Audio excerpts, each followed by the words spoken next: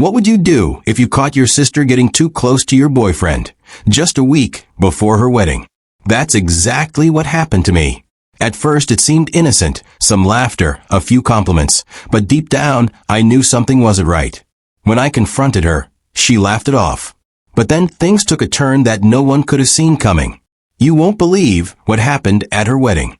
Stay with me as I unravel this shocking family drama that no one could have predicted.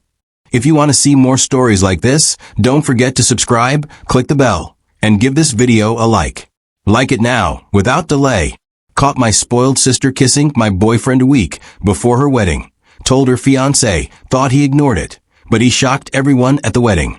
As a 28-year-old woman, I found myself in a challenging situation involving my 26-year-old sister and my 29-year-old boyfriend.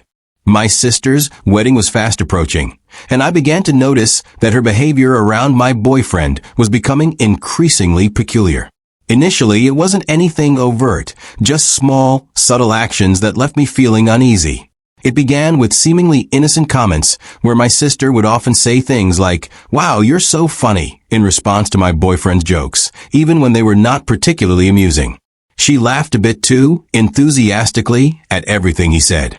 At first, I tried to dismiss it, thinking that perhaps she was just being overly friendly due to the excitement surrounding the upcoming wedding.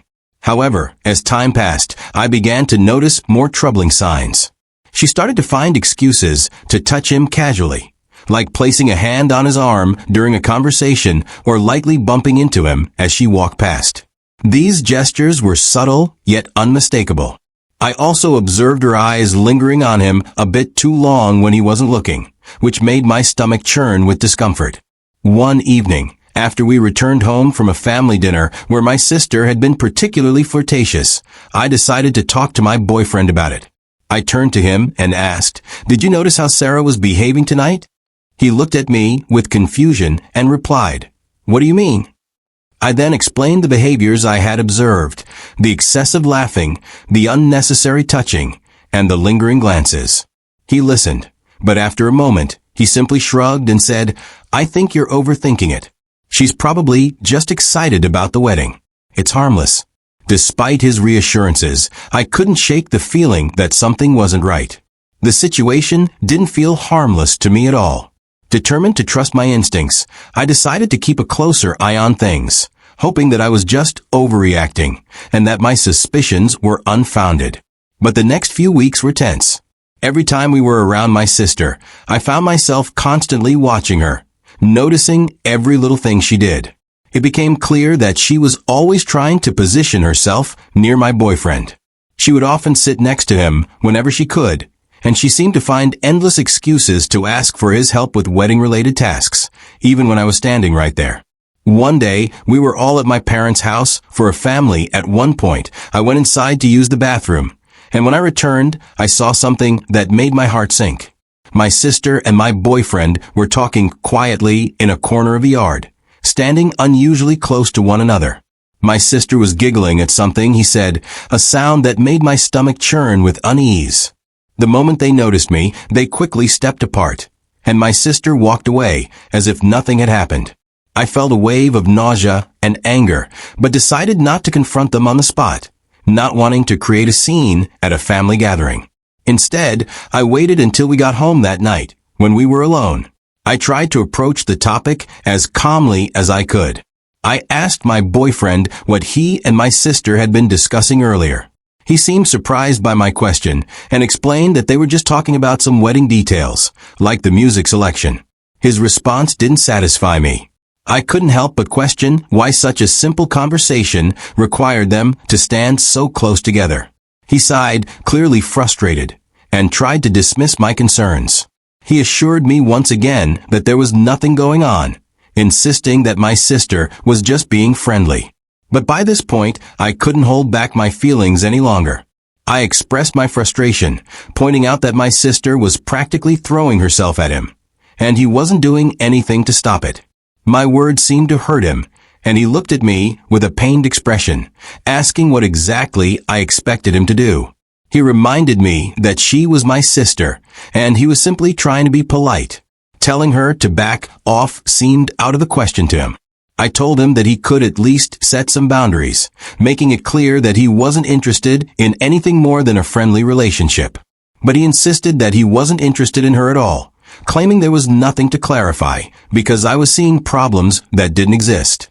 Our conversation went in circles, with neither of us willing to see the other's point of view, leaving us both frustrated and unsure of what to do next.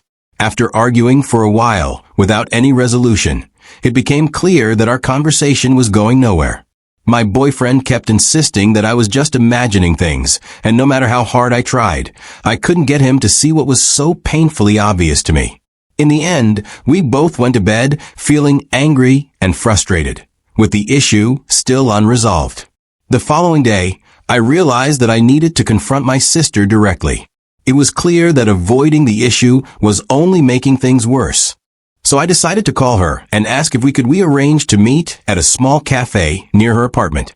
When we met, I was nervous, my hands trembling slightly as I stirred my coffee. My sister, on the other hand, was in high spirits, chatting enthusiastically about her wedding plans. She seemed completely oblivious to my discomfort, which only made the situation more difficult for me. After a few minutes of listening to her talk, I realized I couldn't hold it in any longer. I interrupted her mid-sentence, my voice betraying the seriousness of what I was about to say. I told her that we needed to discuss something important. My sister, caught off guard by the sudden shift in tone, looked at me with surprise and asked what was wrong. Taking a deep breath to steady myself, I began to explain. I told her that I had noticed how she had been behaving around Tom, my boyfriend, and that it was making me uncomfortable. I mentioned the flirting, the casual touches, and the lingering looks, things that had been bothering me for some time. I emphasized that her behavior needed to stop. As I spoke, I watched her face transform through a range of emotions. At first, there was surprise, then confusion, and finally, anger. She demanded to know what I was talking about, vehemently denying that she had been flirting with Tom at all. I refused to back down, insisting that she had been doing exactly that, whether she realized it or not. I explained that her actions were not only inappropriate, but were also causing me a great deal of distress. She responded with a laugh, though it was far from a genuine one. She told me I was being ridiculous, dismissing my concerns by saying that Tom was practically family, and that she was just being friendly. However, her words did little to ease the tension between us, and I could tell that this conversation had struck a nerve. As I sat there, it became clear that this was not going to be an easy issue to resolve, and the rift between us was likely only going to deepen. I couldn't hold back any longer and expressed my frustrations, pointing out that it was more than just friendliness. I explained that she was constantly finding excuses to be near my boyfriend, to touch him, and to laugh at all his jokes, even the ones that weren't particularly funny to me. It was clear what she was doing, and it was making me increasingly uncomfortable. As I spoke, I could see her face turn red with anger and disbelief. She was clearly shocked by my accusations, especially since they came so close to her wedding. She responded with a sharp retort. She began questioning my confidence and suggesting that I must be deeply insecure to accuse her of such behavior. Her words stung, but I knew I had to stand my ground.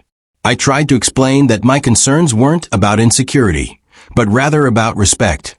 I told her she was crossing a line that shouldn't be crossed, and that her behavior needed to stop immediately. Suddenly, she stood up, her chair scraping loudly against the floor, signaling the end of our conversation.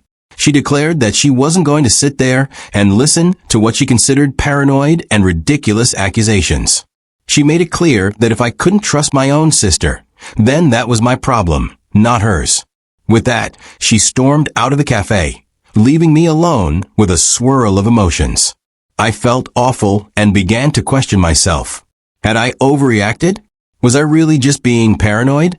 When I returned home, my boyfriend immediately noticed that something was wrong.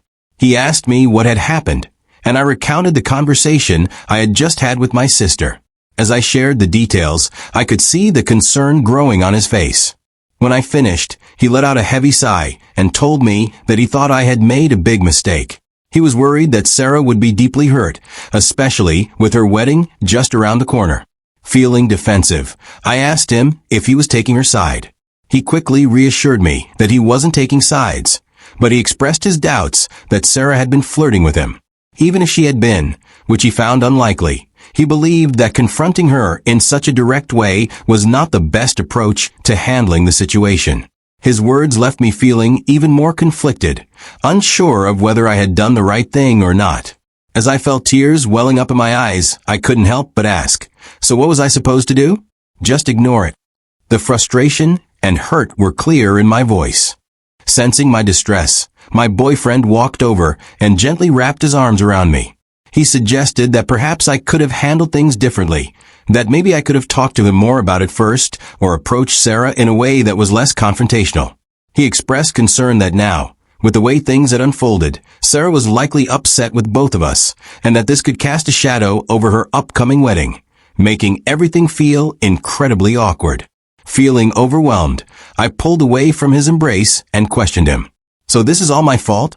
I needed to understand if he truly believed that I was to blame for the situation.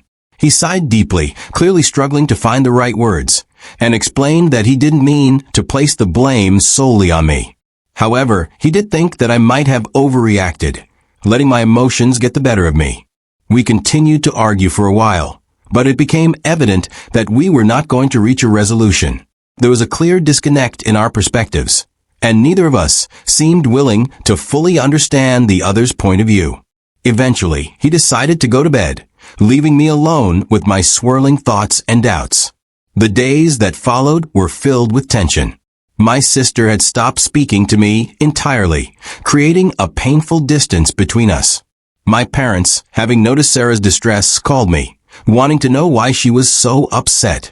I tried to explain the situation to them, but I could tell from their responses that they, too, believed I had overreacted. As the wedding day drew closer, I found myself increasingly uncertain about what to do. I was supposed to be a bridesmaid, an important role that now felt more like a burden. I wasn't even sure if Sarah still wanted me to be part of her big day. My boyfriend, on the other hand, was still invited, and he suggested that we both attend to show that there were no hard feelings. But the thought of standing there, watching my sister walk down the aisle, while knowing how angry and hurt she was, made me feel physically ill. The entire situation had become a tangled mess, and I didn't know how to untangle it without causing even more pain. Several times, I tried to phone Sarah, but she didn't answer. She never answered when I left voicemails apologizing and stating we should have spoken. I even visited her flat, but she closed the door.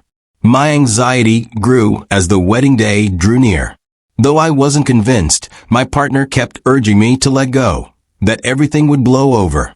In a dream, I showed up for the wedding, and everyone turned to stare at me, pointing and murmuring. I woke up shaking, coldly. Update: following my confrontation with Sarah, things deteriorated when she told our mother about my allegations. She became quite irate. She called me, screaming about how, right before Sarah's wedding, I could be so selfish and worried. She shouted, "How could you accuse your own sister of such a thing?" She wouldn't listen as I tried to explain my perspective. She advised me to straighten this problem right away and apologize to Sarah. The stress on our family was intolerable. Sarah still avoids talking to me, and right now my parents are offended as well. Tom, my partner, persisted in telling me I was exaggerating, which just made me more depressed and irritated. I visited my parents' place to try to straighten things out. 1 week before the wedding, I heard subdued voices coming from the side of the house.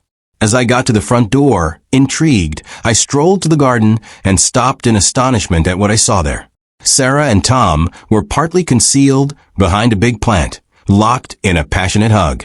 They kissed firmly. Sarah's legs were wrapped around Tom's waist. His hand was beneath her top. They were completely absorbed in one another that they failed to even see me standing there. I thought I had been given a stomach punch. All the air left my lungs, and for a minute, I was unable to move or talk. As the reality of what I was witnessing began to sink in, a powerful wave of anger and betrayal surged through me. My emotions overtook me, and I found myself screaming, "What the hell is this?" My voice trembled, thick with the intensity of what I was feeling. The reaction from both of them was immediate. My sister and my boyfriend were in shock, their guilty expressions betraying them completely. Sarah's face drained of color, turning pale as she realized she had been caught, while Tom fumbled to find the right words, stammering, "It's not what it looks like." But it was exactly what it looked like, confirming every fear and suspicion that had been gnawing at me. Tears began streaming down my face as I choked out, "How could you? My own sister and my boyfriend." The pain in my voice was unmistakable. Sarah, too, began to cry, her voice quivering with regret as she tried to apologize. "I'm so sorry," she sobbed, struggling to explain. "We didn't mean for this to happen." But I couldn't stand to hear any of their excuses. The betrayal was too deep, too raw. Without another word, I turned and fled, running back to my car. Their desperate calls for me to return fell on deaf ears as I drove away. My mind was spinning with disbelief and hurt. As I sped away, my phone began to ring repeatedly. First Tom, then Sarah, and finally my mom. I couldn't bring myself to answer any of them. The pain was too fresh, too overwhelming. When I finally arrived home, I felt numb. I immediately packed a bag with some clothes and the essentials I would need for a few days. I couldn't stay here, not after what had just happened. I sent Tom a final text message simply stating, "We're done. Don't try to contact me again." Then I turned off my phone, cutting off any further communication, and left. Now, I'm writing this from a hotel room in a nearby city, unsure of what my next step should be. With the wedding just a few days away, I know there is no way I can attend. My relationship is shattered, and the bond one once shared with my sister may be irreparably damaged by this betrayal. It feels as though my entire world has been turned upside down. Everyone made me feel like I was crazy for suspecting something was wrong, but in the end, I was right all along. The pain of that realization is almost too much to bear, and I find myself questioning how I will ever be able to trust anyone again after this. So, Reddit, any advice on how to move forward from here would be appreciated. Update.